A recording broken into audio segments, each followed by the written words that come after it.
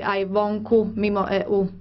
Ďakujem, kolega Tavares. Teraz v mene frakcií. Najprv kolega Kukan na minútu. Predseda, z minulotýždňového zasadnutia Vyšehradskej štvorky v Bratislave zaznel z úst ministra zahraničných vecí Slovenska, ktoré momentálne skupine predseda, jasný odkaz do Minska prezidentovi Lukašenkovi. Dokedy bude v bieloruských väzniciach čo len jeden jediný politický väzeň, Bielorusko musí počítať s totálnou izoláciou v Európe. Bohužiaľ situácia aj dnes, 3 mesiace po prezidentských voľbách, je v krajine kritická.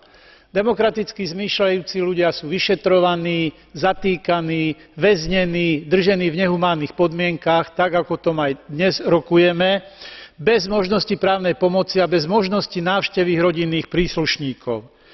Je preto dôležité pritvrdiť aj postup Európskej únie voči poslednému diktátorovi v Európe. Možno treba rozšíriť rozsah ekonomických sankcií, ktoré používame. Lebo všetko nasvedčuje tomu, že slová akokoľvek tvrdé situáciu ľudí v Bielorusku nezlepšia. Ďakujem.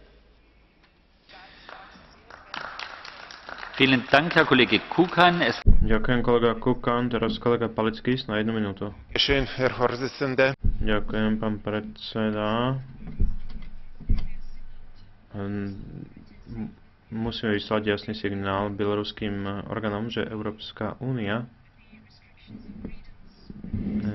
nebude tolerovať obmedzenia slobody a väznenie protivníkov